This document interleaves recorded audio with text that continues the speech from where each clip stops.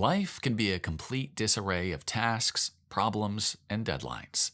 Like an avalanche, they pile up together to crash down on us, affecting our mental and physical health. It's possible to organize life in such a way that routine doesn't look grueling, but instead helps you build a calmer life and robust well-being. How? Through propping it up with healthy habits. Welcome to today's episode, and let's get started. It's an informative podcast about mental wellness from HeyZen. Here, we debunk myths, discuss hot topics, and give practical advice to improve your mental health. It will be funny, insightful, and impressive. Habits and routine are often seen as forcing yourself into a prison cell that keeps you locked away from freedom, creativity, and spontaneity. Surely, with this view, our brains will never agree on something that not only requires a lot of effort, but is also entirely unpleasant and, well, not fun. So, first of all, we need to change how we see habits. As we've already learned in our previous episodes, how you talk to yourself matters. So try to substitute thoughts like, I hate doing sports, but I have to do it, with, soon I'll become so strong that I'll be able to walk 25 kilometers without any strain.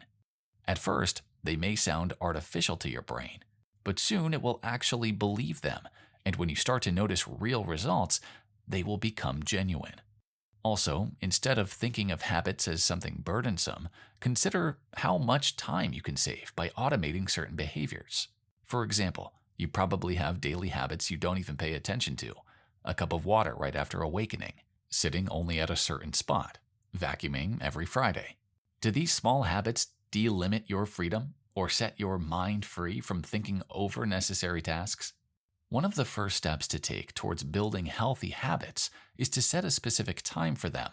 Now, instead of pondering for hours about when and how you should exercise today and have the thought of it buzzing in the back of your mind for a whole day, you can simply do it every day at a set time.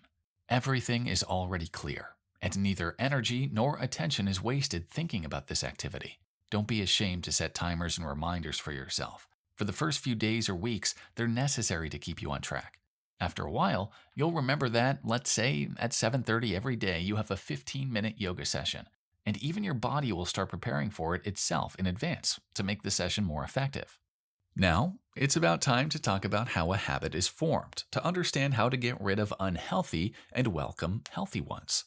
Reaching out to your phone, for example, after getting stuck on a project is also a habit. Your brain knows that this action will give you an immediate reward or a spike of dopamine in your brain. Scrolling through social media is a fast and simple way to achieve it that's always at your fingertips, and our brain, which always wants us to save our resources and energy, chooses the solution to get a dose of happiness. What we need to do is make the brain achieve these short-term dopamine boosts, but in a healthier way. For example, when you get stuck at work, do a few push-ups and jumps. Sport triggers the production of neurotransmitters responsible for the feeling of joy and happiness, right? It requires more energy than scrolling, and so your brain will probably resist. But after a few times you consciously chose a brief sports session as a break, your brain will learn that this activity brings you not only a fast reward, as a spike of dopamine, but also a long-term reward that you'll feel as your body becomes stronger and more robust. Of course, the feeling of self-respect and self-belief will add to your happiness and energy. Also, you can make your brain associate a healthy habit with something pleasurable. So, every time you need to do sports, make your bed, do dishes right after dinner, or do something else you'd like to make a habit of, play your favorite podcast, an audiobook, or a playlist. Turn it from a boring activity into something nice or just neutral. What's also a great help is to write down what good feelings this habit gives you. For instance, making your bed can give you a sense of accomplishment, aesthetic pleasure, and energy for other home chores. Also, notice what bad habits bring you. It can be the loss of self-respect after doom scrolling, emotional draining, and lack of energy.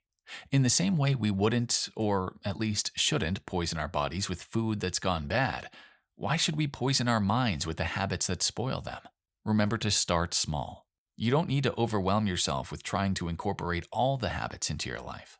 You'll only lose your enthusiasm and get disappointed long before the brain starts getting used to the new behavioral patterns. Instead, go at a comfortable speed. For example, you don't need to start meditating every day for an hour, but for 10 minutes 2 times a week at a set time. When you get used to it, add meditation to other days and extend its length for 5 more minutes. The success of acquiring habits isn't achieved through lots of effort, but through consistency. Can you agree that 5 minutes a day is much better than nothing at all? Moreover, if you start with 5 consistent minutes a day, the effort will increase by itself, as you'll naturally want more. Another unique habit-building strategy is to insert new habits into the old ones. For example, you may raise calves while doing the dishes, or watch your favorite TV show while stretching your muscles. You need to put effort into a habit, but after some time, this effort will be paid off by having a balanced life. At first, it'll seem impossible, but consistency is the key, and soon you'll have beautiful routine activities, the stability of which will support you in the most difficult moments. The certainty of this routine frees up a lot of mental space for self-reflection and uninterrupted meditation. Have you noticed how people who served in the military keep polishing their shoes long after their service is finished? Repeating the same useful action soon becomes an indispensable part of life that doesn't require any extra thought or energy. It's time to wrap up. Be sure that investments in your health pay off fast. Your body and mind won't become more robust if you stay still, and don't try to rewire your habitual patterns. So, keep going, and remember, HeyZen is by your side on the journey of your balance and health. See you in the next episode, and until then, be well.